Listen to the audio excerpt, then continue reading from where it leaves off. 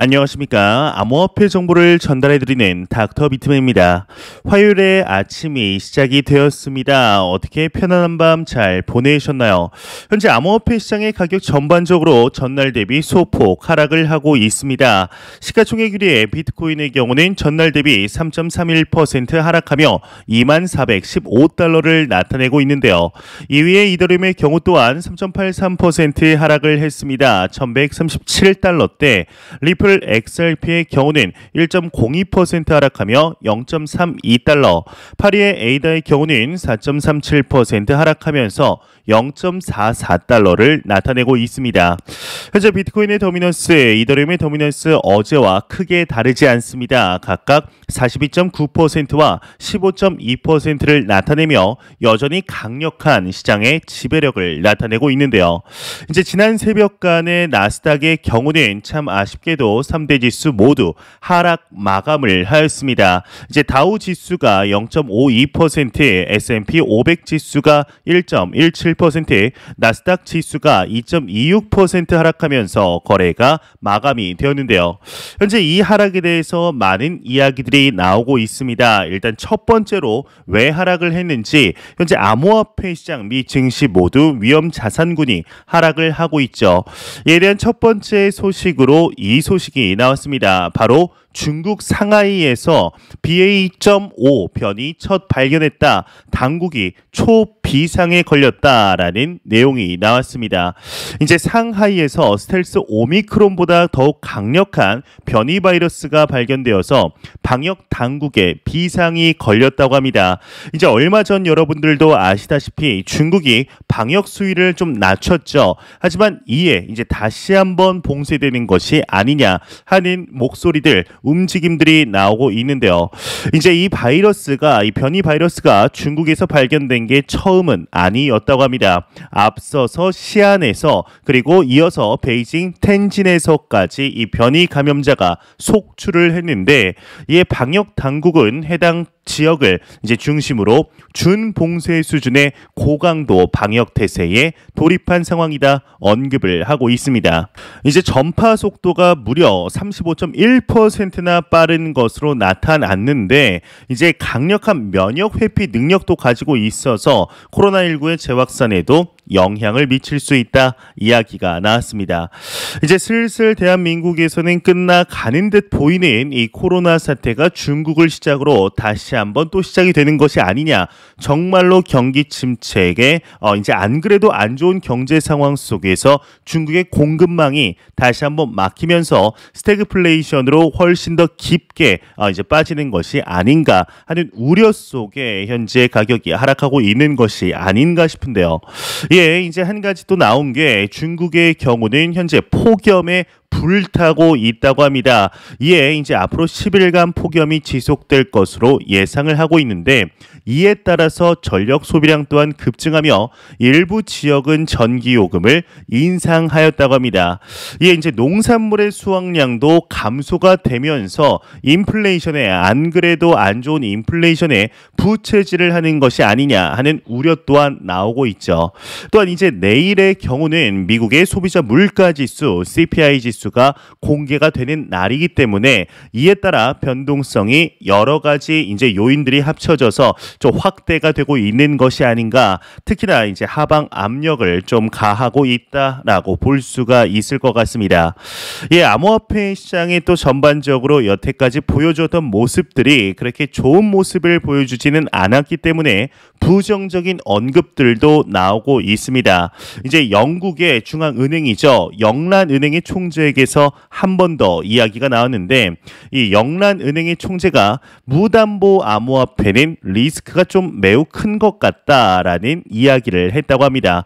한번 내용을 좀 보도록 하면, 이 외신에 따르면 영국의 중앙은행 총재 앤드류 베일리가 무담보 암호화폐는 리스크가 매우 크다. 핀테크 혁신과 금융 안정성을 취사 선택해서는 안 된다 이야기를 했다고 하는데, 이어서 사람들은 암호화폐를 소장하고 가치를 부여하기를 좋아한다. 이렇게 덧붙였다고 합니다. 이제 여기서 말하는 무담보 암호화폐, 즉 스테이블 코인, 알고리즘 스테이블 코인, 루나 사태를 이야기하고 있는 것이 아닌가 싶은데요. 이 영란은행의 총재의 말과 더불어서 이제 부총재 또한 한마디를 더하게 되었습니다. 한번 내용을 보게 되면 이 암호화폐 전통 금융시장의 수준 규제가 필요하다라는 이야기가 나왔습니다. 한번 내용을 좀 보도록 하겠습니다. 네, 일단 내용을 보게 되면은 암호화폐 전문 미디어 코인텔레그래프에 따르면 영국의 중앙은행인 영란은행 부총재 존 쿤 리프의 경우는 최근 한 기자회견에서 암호화폐에도 전통 금융시장 수준의 규제가 필요하다 이야기를 하고 있습니다. 이제 전통 금융시장은 회복할 수 없는 손실로부터 투자자들을 보호하기 위한 규제가 존재한다 이야기를 했다고 하는데, 이제 이와 관련 그는 가치 유지가 불가능한 암호화폐는 암호화폐 시장 전반에 스트레스를 야기한다. 최근 테라 사태가 이 같은 문제를 부각시켰다. 암호화폐에 대한 규제가 전통 금융과 근본적으로 다를 필요는 없다. 암호화폐의 기반 기술인 블록체인을 감안하면 디테일의 차이는 있을 수 있다. 이렇게 설명을 하였습니다. 일단 최근 영국이 보여주는 모습, 이 영란은행이 보여주는 모습을 보게 되면 총재하고 부총재하고 조금은 사이가 안 좋은 것이 아닌가 싶습니다. 이 영란은행의 총재의 경우는 과거부터 워낙 암호화폐 시장에 대해서 비판보다는 비난의 스탠스로 이야기를 해왔죠. 뭐 암호화폐는 아무런 가치가 없다. 이 암호화폐 시장에 투자를 할 때는 모든 돈을 잃을 준비를 해라 라는 이야기를 하였는데, 이 영란은행의 부총재의 경우도 과거에는 이 총재와 같은 궤를 하였습니다. 하지만 최근에는 이 암호화폐 시장에 대해서 그래도 이 기술 자체에는 혁신이 있다. 앞으로 조금 더 지켜볼 만하다. 완벽하게 배제를 하기보다는 좀 더 받아들여서 발전시킬 이런 가능성이 보인다라는 이야기를 하였습니다. 과연 이 영국이 암호화폐 시장에 대해서 앞으로 또 어떠한 소식들이 나오게 될지, 이제 워낙 이제 예전의 사례들을 보았을 때 다른 국가들의 경우도 암호화폐 시장에 대해서 부정적으로 보았던 국가들이 긍정적으로 그리고 제도권 안으로 받아들인 이런 이력들 꽤 있죠. 이 영국이 이와 같은 전철을 밟기를 진심으로 바라해 보겠습니다. 예, 이제 다소 긍정적인 소식들도 이제 계속해서 나오고 있습니다. 이제 지난주이죠. 암호화폐 상품에 얼만큼의 이제 자금이 유입이 되었는지가 나왔는데, 이제 지난주 암호화폐 투자 상품에 1,500만 달러가 순 유입이 되었다고 합니다. 이제 이더리움이 특히 3주 연속 순 유입세를 보이고 있다고 하는데요. 한번 내용을 보게 되면 런던 소재 암호화폐 투자 펀드 코인쉐어스의 주간 자금 흐름 보고서에 따르면 지난주 디지털 자산 투자 상품에 총 1,500만 달러가 순 유입이 되었다고 합니다. 이제 총 운용 자산은 1년 6개월 내 최저치에서 362억 달러로 회복된 모습이라고 하는데, 지난주 비트코인 상품에서 170만 달러가 순 유출이 되었고, 숏 비트코인 상품에는 630만 달러가 순 유입이 되었다고 합니다. 이제 얼마 전에 미국에서 승인이 되고 이렇게 게시가 되었던 숏 비트코인 ETF 상품을 이야기하고 있는 것이죠. 이에 이더리움 상품에는 760만 달러가 유입이 되며 3주 연속 순 유입세를 나타냈다 이야기가 나오고 있습니다. 이와 더불어서 이제 단기적인 가격에 관한 분석들, 기술적인 분석들 지속적으로 나오고 있습니다. 얼마 전에 나온 내용은 지금 비트코인이 베어 크로스가 임박을 하면서 강세 포지션, 롱 포지션으로 잡을 때가 되었다라는 이야기가 나왔었는데, 오늘의 분석에는 비트코인이 2만 달러 선을 지지 시에는 단기적으로 상승 관점이 유효하다라는 이야기를 하였습니다. 이제 최근 들어서 많은 애널리스트들, 전문가들이 이야기를 하는 것이 지금 한 점으로 모이고 있죠. 암호화폐 시장의 저점에 다 달았다. 지금 매수하기가 참 좋은 시기이다라는 이야기들이 나오고 있는데요. 일단 내용을 한번 보게 되면 이 암호화폐 전문 분석 업체 IM 매니지먼트가 11일 주간 보고서를 통해서 이 비트코인은 2만 달러 상방에서 지지를 받아야 단기적인 상승 시도를 기대해 볼 수 있다 진단을 했다고 합니다. 이제 이와 관련해 IM 매니지먼트 소속 애널리스트의 경우는 중장기 기술적 관점에서 비트코인은 지난주 반등에 성공하며 주봉을 양봉으로 마감했다. 캔들의 윗꼬리가 달리긴 했지만 단기적으로 고점을 높인 후 나오는 조정에서 복마감이 진행이 됐기 때문에 눌림 후 재차 반등을 시도하는 관점으로 해석할 수도 있다. 현재 단기 고점 형성 후 눌림이 진행 중이며 2555달러에서 2100달러 지지 구간을 이제 지켜준다면 재차 상승 시도가 있을 수 있다. 반면 19,280달러 선이 무너진다면 상승 관점이 무효화되며 18,600달러 하방 이탈 시에 추가 하락이 발생할 수도 있다라고 이야기를 하고 있습니다. 과연 이 단기적으로 현재 암호화폐 시장이 어떻게 움직이게 될지 초반에 말씀드렸던 미국의 소비자 물가 지수가 내일 공개가 되었을 때 단기적인 흐름들 완벽하게 결정이 될 것 같습니다. 이제 더 이상은 인플레이션이 다시 한번 고개를 쳐드는 일은 없었으면 좋겠다라는 생각 이제 저만 하는 것은 아니리라 싶은데요. 이에 기관 투자자들도 현재 암호화폐 시장에 대해서 참 많이 떨어졌다, 좀 매력적인 가격대인 것 같다라고 생각을 하는 것일까요? 유투데이가 매사리 보고서를 인용하면서 이 기관 투자자들이 일부 펀드들의 낮은 수익성에도 불구하고 암호화폐 산업에 대한 투자를 재개하고 있다 이렇게 전했습니다. 비트코인의 가격이 이제 70% 하락한 점을 고려할 때 비트코인이 1만 달러 이하에서 거래되던 2018년경 기관이 첫 매수를 시작했을 때와 동일한 시나리오가 관찰되고 있다는 설명이라고 하는데요. 이 애널리스트들은 또 업계 다양한 부문에서 디파이, NFT 등 하위 카테고리가 빠르게 성장 중이라며 NFT는 크리에이터 평판 관리 등 인프라 강화로 암호화폐 채택을 촉진시킬 것이며 디파이는 미래에 통용되기 위해 먼저 보안 문제를 해결해야 한다 이렇게 진단을 했습니다. 특히나 최근 들어서 특히 우리나라 대한민국만 보더라도 이 NFT 시장 관련하여 상당히 사업 확장을 재개하고 있는 모습을 확인할 수가 있습니다. 참 암호화폐 시장이 이제는 이제 정말 그 가상의 무엇인가가 아니라 우리의 삶 속에 들어오는 이런 시그널들 계속해서 나오고 있는데요. 과연 앞으로 뭐 1년 뒤나 2년 뒤쯤에 지금과는 또 시장이 어떻게 달라지게 될지 현재를 기준으로 1, 2년 전과는 상당히 많이 달라졌다라고 확신을 할 수가 있을 것 같습니다. 정말 1년 1년이 다른 어떠한 시장보다 가파르게 변화하는 것이 참 눈에 띄는 것 같은데요.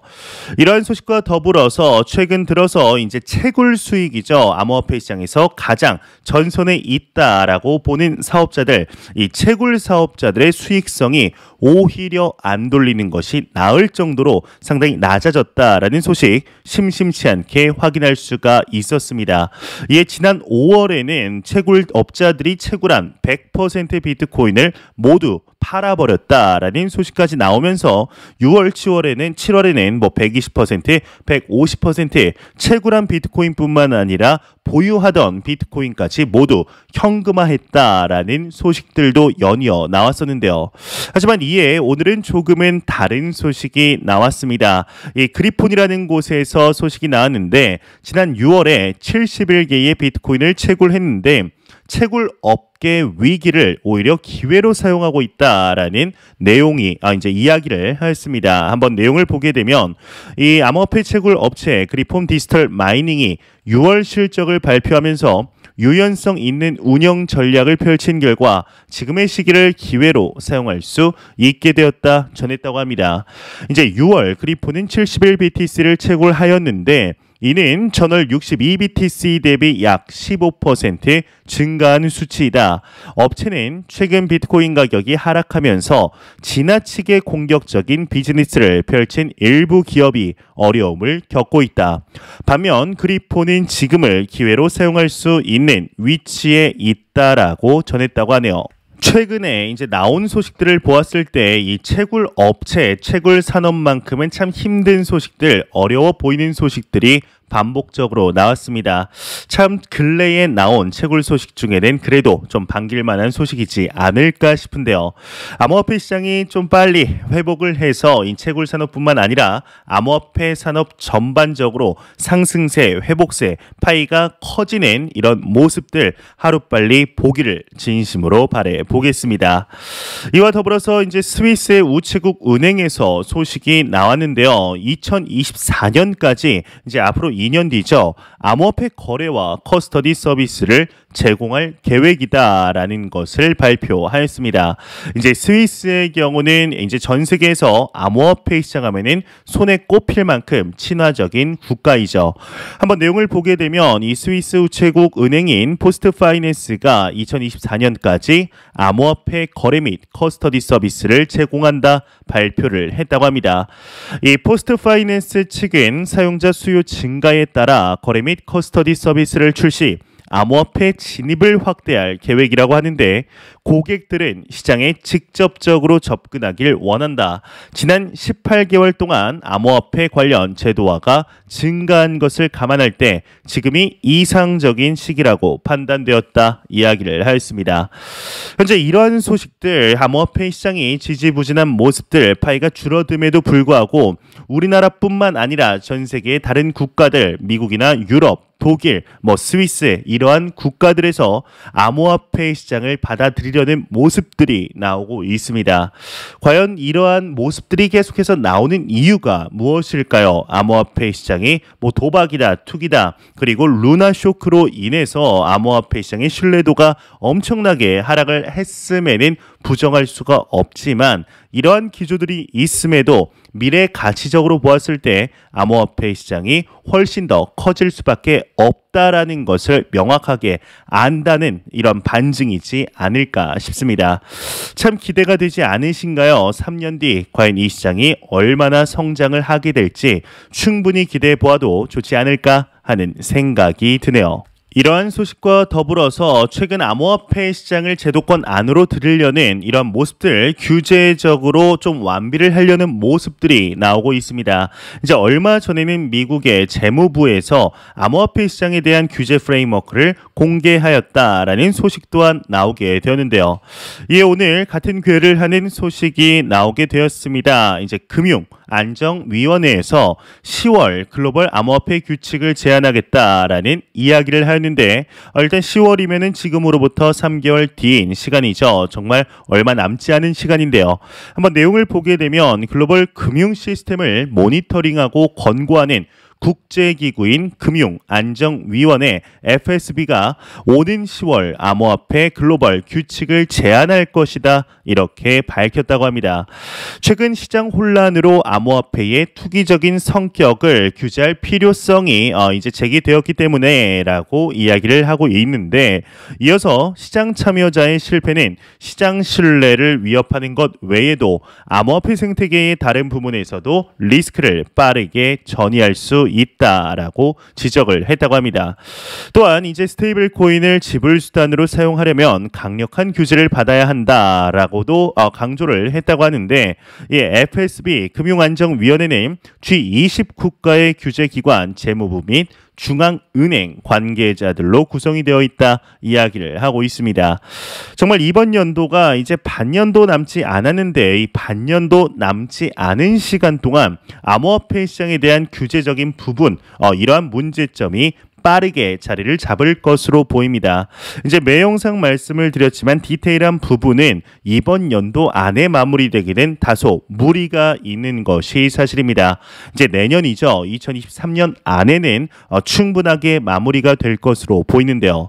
이러한 규제가 다 마무리가 되게 된다면 투자자 보호적인 측면 그리고 여태까지 암호화폐 시장에 대해서 투자를 하고 싶지만 아직 규제적으로 완비가 되지 않았기 때문에 망설였던 엄청난 유동성 자금들이 충분히 들어올 수 있을 것으로 분석을 하고 있습니다.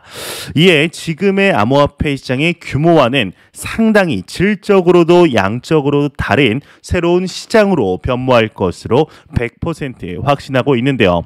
과연 앞으로 시장 어떻게 발전을 하게 될지 이제는 많이 내려왔으니 올라갈 일만 남지 않았을까 하는 생각이 드네요. 이제 매일같이 나오는 리플 XRP 관련 소식 오늘도 또한 나왔습니다. 참 매일같이 나온다는 것이 참 신기한 것 같은데 오늘은 이제 새로운 파트너십 소식이 나왔습니다. 일단 내용을 보게 되면 웹3 기업 크로스타워와 파트너십을 체결하였다라는 내용이 나왔습니다. 이제 이를 통해서 XRP 레저 기반 NFT 시리즈가 크로스타워 마켓플레이스에 도입되며 XRP 레저 NFT 개발자는 플랫폼 기능 등을 사용할 수 있게 된다. 크로스타워는 미국 기반 웹3 기업으로 지난해 인도에 거래소 지점을 연 바 있다. 이렇게 이야기를 하고 있습니다. 참 이제 그 리플사의 경우는 미 SEC와 2020년 12월 당시에 소송에 걸리게 되었습니다. 이 소송을 준비하고 계속해서 진행이 되는 와중에도 미국 외에 다른 국가들에서 사업을 활발하게 비즈니스를 활발하게 확장을 하게 되었죠. 이제 이뿐만 아니라 최근 리플사가 하는 얘기를 보게 되면은 이 웹3, 메타버스, NFT, 디파이 시장도 더욱더 넓히려는 움직임들, 특히나 또 CBDC의 브릿지 통화로서 XRP를 도입하려는 실질적인 모습들, 그리고 그 외에도 실질적인 XRP ODL 솔루션을 퍼뜨리기 위한 이러한 사업적인 부분도 잘 진행이 되고 있습니다. 그런데 왜 지금 이 가격인지 리플의 CEO 브래드 갈링하우스조차 참 애매하다라고 이야기를 반복적으로 하고 있는데요. 일단은 이 미 SEC와의 소송 또한 규제적으로 완비가 되었을 때 이제 개인적으로는 한 내년 초쯤이면은 좀 마무리가 되는 모습들이 보이지 않을까 하는 생각이 듭니다. 과연 리플사 이 XRP 가격이 참 어떻게 진행이 될까요? 일단 전 고점이죠. 하나로 이제 4,750원까지 다시 한번 좀 이렇게 상승하는 모습. 이 소송이 마무리되었을 때 한 번에 오르는 그 누구도 태우지 않고 한 번에 오르는 이러한 모습들, 피눈물 닦아주는 모습을 한 번쯤은 보여줘야 되지 않을까 하는 생각이 드네요. 네, 제가 준비해온 소식 여기까지입니다. 영상 도움이 되셨다면 구독과 좋아요 그리고 광고 한 편만 처음부터 끝까지 시청 부탁드립니다. 이 채널은 오직 광고 수익으로 운영이 되게 됩니다. 항상 영상 시청해 주시는 시청자분들, 구독자분들 너무나 감사드립니다. 오늘 하루도 파이팅 하시길 바라면서 저는 더욱 도움이 되는 영상으로 찾아뵙도록 하겠습니다. 지금까지 닥터 비트맨이었습니다. 감사합니다.